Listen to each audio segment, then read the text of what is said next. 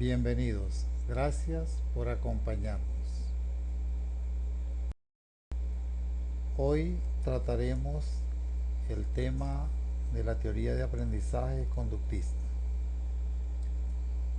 La teoría conductista desde sus orígenes se centra en la conducta observable, intentando hacer un estudio totalmente empírico de la misma y queriendo controlar y predecir esta conducta. Su objetivo es conseguir una conducta determinada, para lo cual analiza el momento de conseguirla.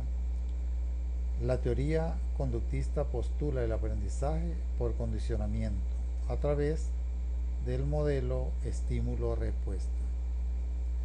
Es la primera teoría que influencia fuertemente la forma de cómo se entiende el aprendizaje.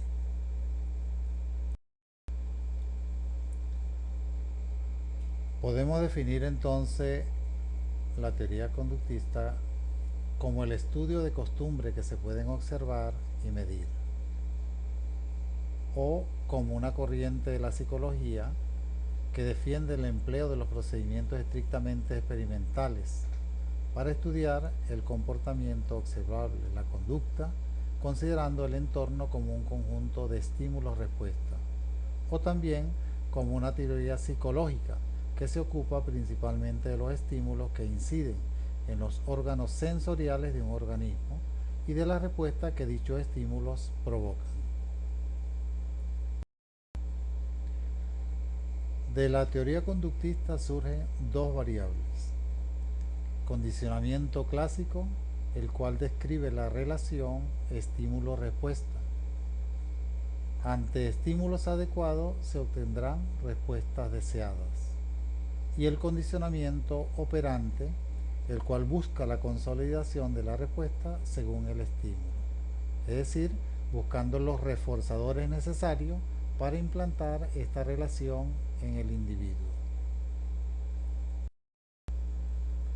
Dentro de los principios tenemos que la conducta está regida por leyes.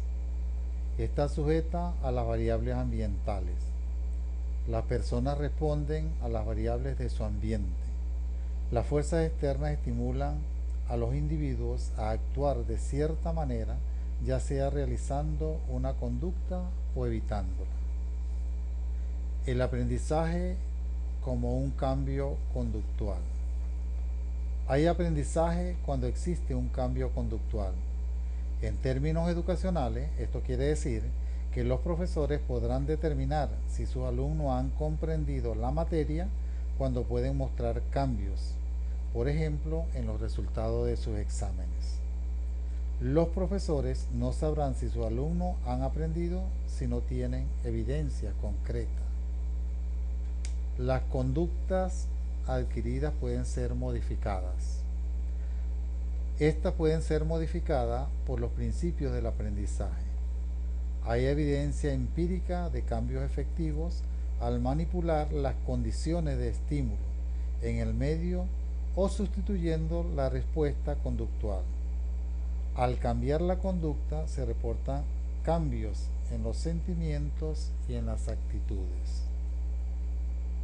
La teoría conductual se focaliza en el aquí y en el ahora. Lo crucial es determinar las relaciones funcionales que en el momento están operando en producir o mantener la conducta.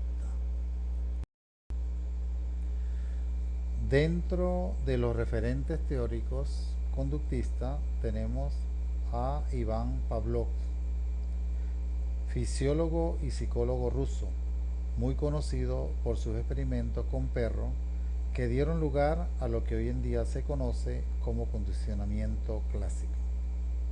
El condicionamiento clásico o pavloviano es el tipo de aprendizaje asociativo más básico, en el que un organismo responde a un estímulo ambiental originariamente neutro, con una respuesta automática o refleja.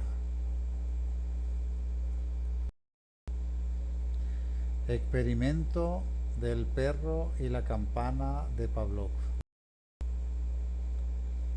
En primer lugar, nos habla de un estímulo incondicionado, que para este caso es la comida, la cual produce en el perro una respuesta natural, una salivación, y por lo tanto sería una respuesta incondicionada.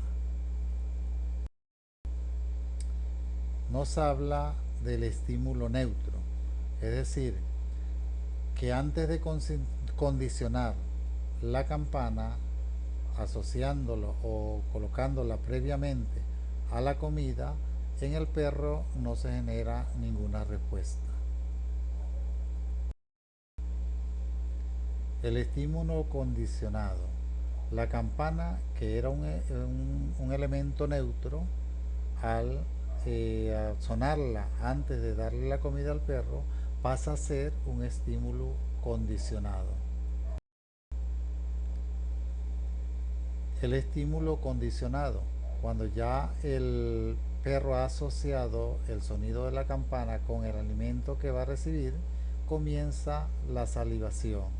Por lo tanto, se genera en este una respuesta condicionada.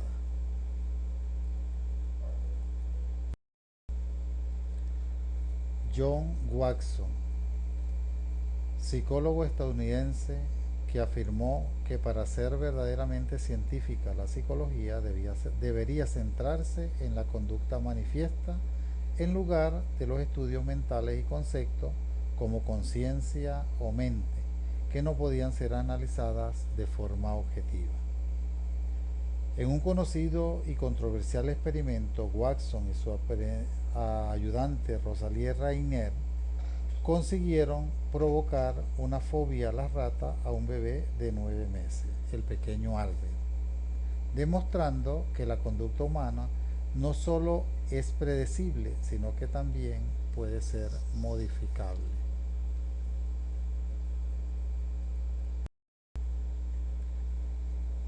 En un primer momento, Watson coloca una rata a un niño de 9 meses y este comienza a jugar, toca a la rata y por lo tanto no le genera miedo. Luego, en una segunda fase, cuando el niño va a tocar la rata, suena una campana, un ruido, y por lo tanto lleva a generar un temor en el niño. Después nos plantea Watson que volviendo a colocar la rata infinidad de veces al niño, llega un momento en que el miedo que el niño sentía hacia la rata se extingue. Frederick Skinner, psicólogo estadounidense, es considerado el principal divulgador del conductismo. Se centra en el estudio del aprendizaje. Planteó un nuevo tipo de condicionamiento llamado operante o instrumental, diferente al condicionamiento clásico o de respuesta. Skinner plantea que ante un refuerzo positivo o recompensa, se genera una respuesta recompensada y por lo tanto hay una alta probabilidad de repetirse. Mientras que ante un refuerzo negativo hay una respuesta de escape al dolor y también genera una posibilidad de alta probabilidad de repetición de la conducta. También nos señala que puede haber una extinción, es decir, cuando la respuesta no es reforzada, se genera poca probabilidad de repetirse. Y el castigo, cuando las respuestas son castigadas, hay reacciones no deseadas y por lo tanto estas pueden ser también eliminadas. También Skinner, como los autores anteriores, tiene un experimento que se llama la rata en la caja. Ahí nos plantea todo lo que tiene que ver con el condicionamiento operante. Coloca una rata en una caja y que tiene un pedal.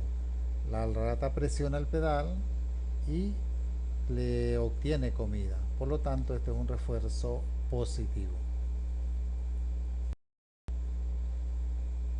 También en el mismo experimento, luego la rata presiona el pedal, pero no obtiene el alimento. Entonces, por lo tanto, se extingue la conducta de la misma.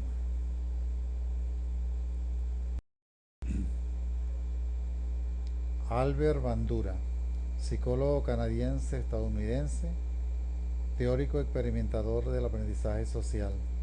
Centra su estudio en los focos de aprendizaje entre el aprendiz y el entorno, más concretamente el aprendiz y el entorno social. Intenta explicar por qué los sujetos que aprenden unos de otros pueden ver que sus conocimientos dan un salto importante cualitativo de una sola vez, sin necesidad de muchos ensayos.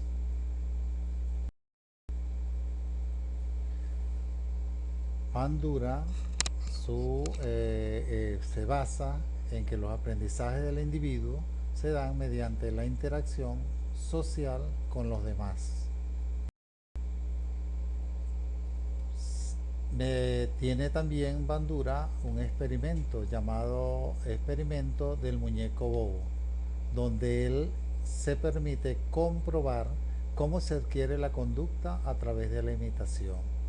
Consiste este experimento en que coloca una película a un grupo de estudiantes y luego de que los estudiantes han visto la película, tienden a repetir el comportamiento visto en la misma.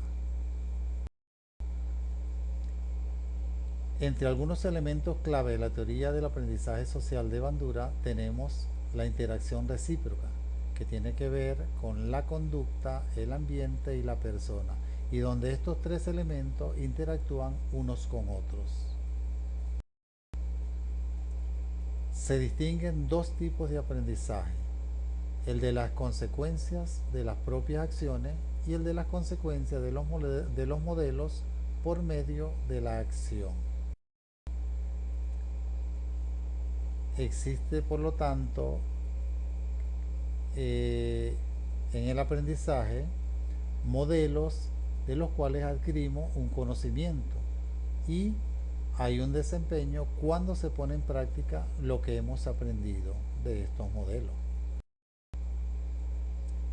En el aprendizaje por observación consta de 4 principales aspectos, que son los siguientes: la atención, donde se observa la conducta deseada del modelo; la retención, que consiste en procesar la información obtenida; la reproducción, que es llevar a cabo dicha conducta; y la motivación, cuando hay un incentivo o una consecuencia al realizar dicha conducta.